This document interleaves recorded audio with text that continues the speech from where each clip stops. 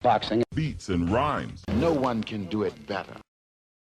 So Labour MP Chris Webb took the fight to Parliament literally. This week we heard the announcement of the great fight between Conor Benn and Chris Eubank Jr. This is the best fight in British boxing and showcases what a fantastic sport is we have in the UK. Will the Secretary of State join me in wishing both fighters the best of luck and showcasing this brilliant fight across the world? He's the real hype.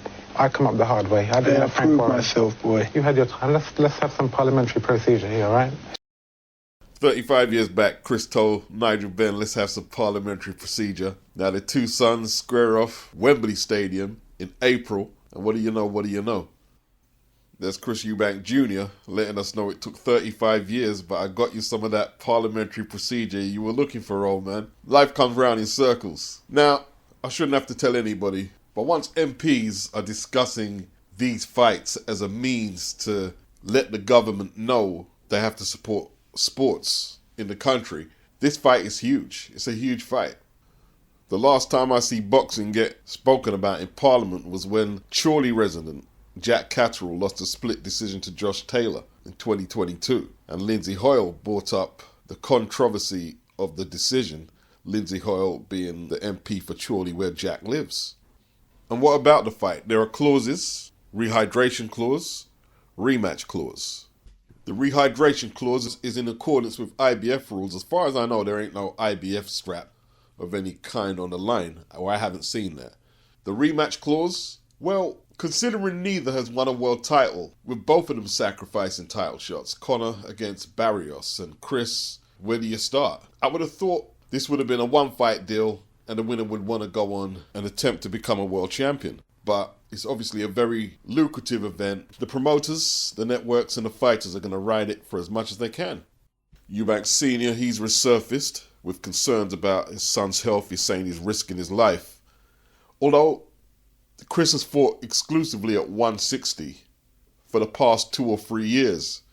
But it seems when the Conor Benn fight comes up, Senior has worries for his son's health, citing cruiserweight Paul Bamba, who fought for a WBA gold title 3 weeks ago and died, but apparently he had to lose a lot of weight, 10 pounds in a very short time. He actually won the fight, stopped his opponent in the 6th round. So I'll have to do some research into that. But in 2022, the weight limit was at 157, and that was a big concern for many people. But this time, it's 160. Junior hasn't fought at 168 since February 2019 when he defeated James DeGale. So I'm not understanding that from Senior.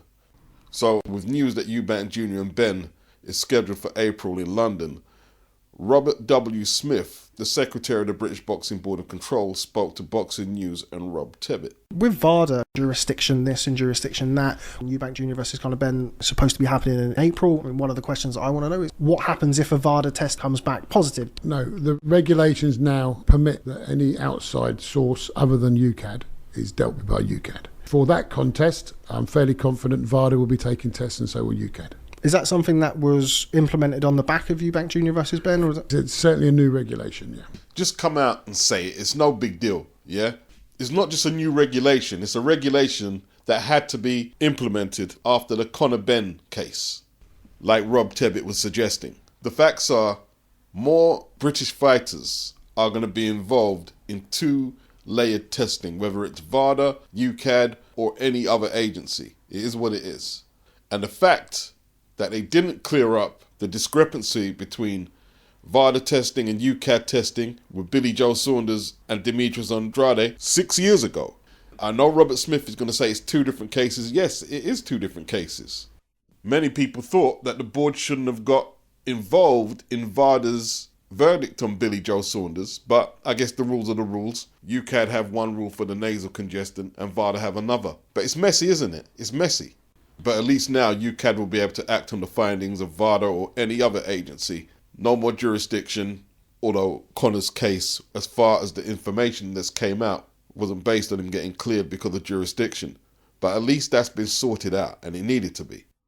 The first aborted attempt to make this fight in 2022. It was the fastest selling event at the O2 for that year. Tickets were gone within hours of going on sale.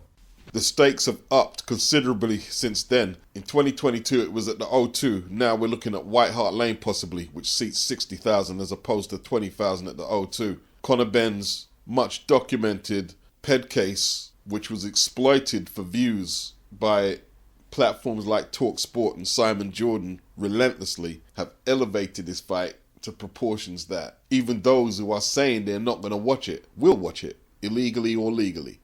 The undercard, I'm hoping, will be something that will make it an even more so memorable event. They're speaking about Terry Harper versus Caroline Dubois, which will of course run the Matchroom versus Boxer narrative, and maybe there may be further fights between Matchroom and Boxer. I have no doubt Frank Warren may have a fighter or two on the card as well.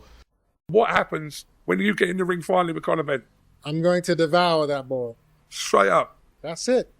You will get eaten in front of millions of people. I am taking Eubank's head clean off his shoulders because I personally think he's an idiot. Will all the hype be justified? Will Eubank just be too big for Conor? Is Chris past his best? Can they produce anything like their dad's epic first fight? Let's not forget the rematch between Nigel and Senior was a little bit of an anticlimax. Huge build-up.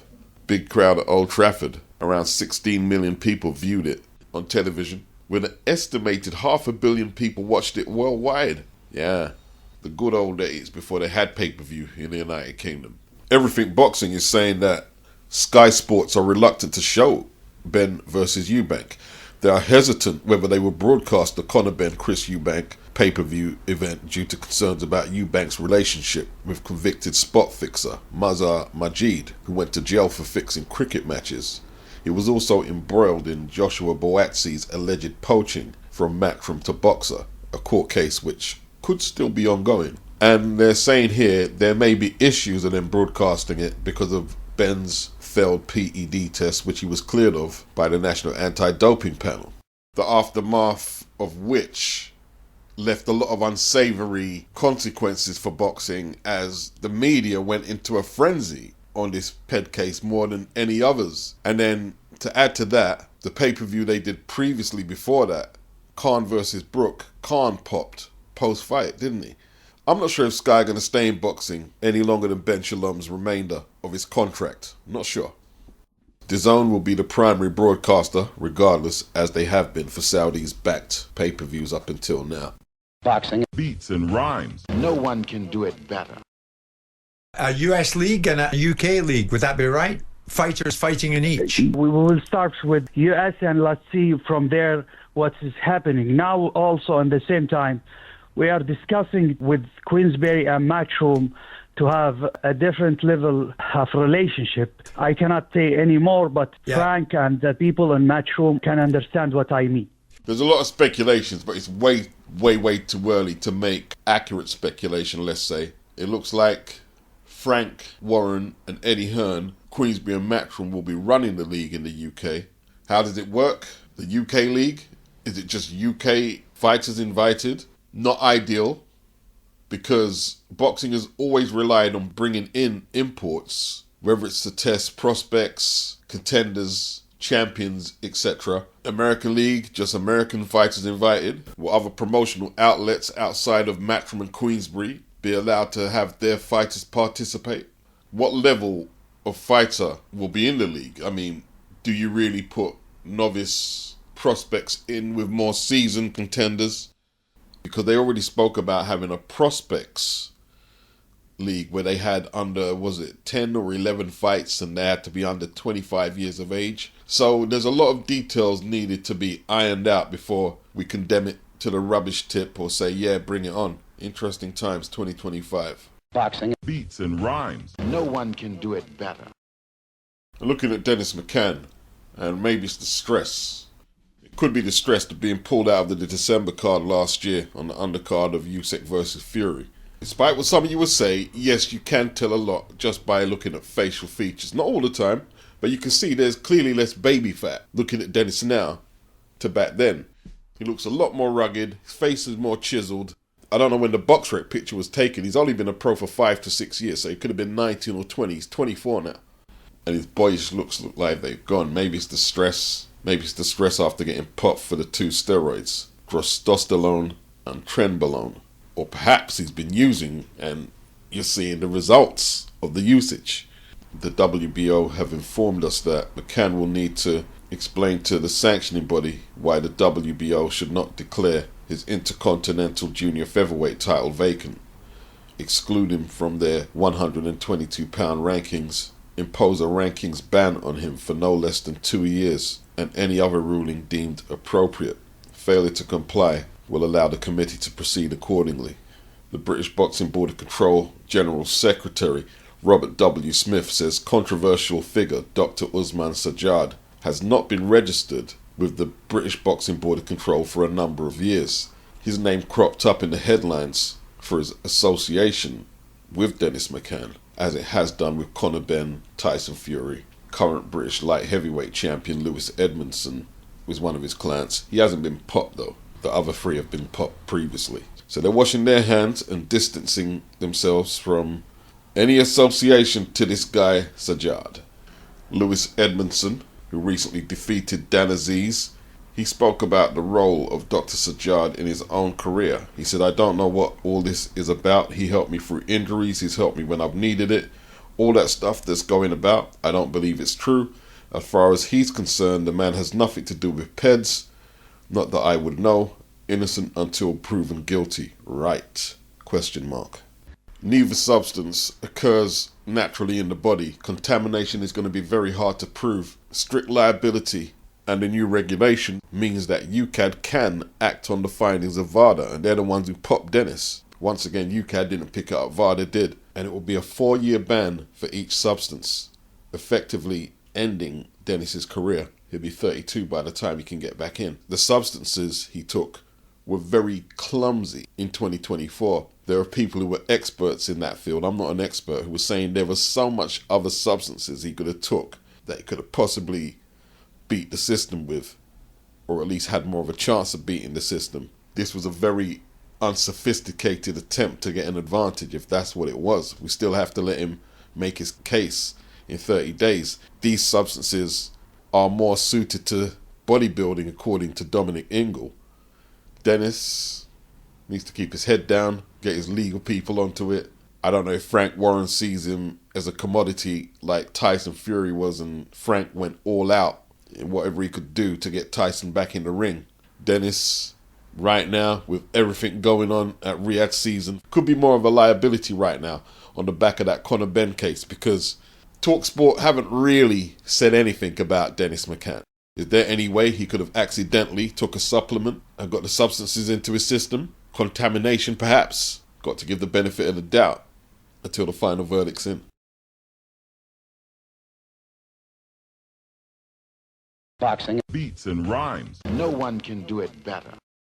News in brief, Jose Valenzuela will defend his WBA 140-pound title against Gary Antoine Russell on March the 1st on the undercard of Tank versus Lamont Roach. I don't know, the Tank Lamont Roach card has been on and off like a light switch, just like Spence and Fundora, so we'll see about that one. Teofimo Lopez is said to be in talks to face Richardson Hitchens next in a WBO IBF super lightweight unification. Lopez is planning to fight Boots on the October Garcia-Haney card on the speculation that Haney can get past Jose Ramirez and Ryan Garcia can get past Pitbull. Ryan and Devin will face each other in the main event, and Boots and Teofimo will also be on the card. A lot of speculation there. I see plans perhaps getting upset. A lot of stuff has to fall in place for that card to go as planned. For example, Boots has to beat Stanionis, and they're still in negotiation apparently. They're saying they're nearly there, but nothing finalized yet. Eddie Hearn has said that more conversations with Golden Boy about matching the Ring Magazine champion Jai Opetaia against the number 2 consensus ranked cruiserweight, the WBA champion Zerdo Ramirez, on a Matchroom versus Golden Boy 5 versus 5 is in the works. Well, that's positive news. Okay, so Sam Goodman has pulled out of his upcoming challenge to Nayo Inoue, the undisputed super bantamweight champion, and Inoue has agreed to fight Alan Picasso. Hearn said Inoue will vacate the WBA title. MJ will be upgraded to full WBA champion and that the pair could meet in a unification in Saudi in December. That's Eddie's take on it, but we'll see. Gustavo Olivieri has revealed the WBO will not sanction Fundora Spence due to the latter being 1. Inactive for 1 year and 5 months, 2. A KO loss in his last fight, 3. Not rated in the 154-pound rankings, 4. Has never fought at 154, ruling otherwise would be a disservice to the rest of the 154 world-rated contenders. What does Fundora do next? Probably wait around for Spence, as he has been doing. But they're saying Fundora is seeking a new opponent for his first defense. The fight was originally planned for October and then was slated for March the 29th, but now it's called off again. Lord knows what's happened to Errol Spence's career. Terence Crawford Canelo Alvarez fight is reportedly now in the process of being finalized. Date 16th of September, Mexican Independence Day. Location, Las Vegas. The fight will take place at 168 for Canelo's 3 super middleweight titles. Crawford and Canelo will both likely have a fight before that, then the big showdown in December. Boxing. Beats and rhymes. No one can do it better.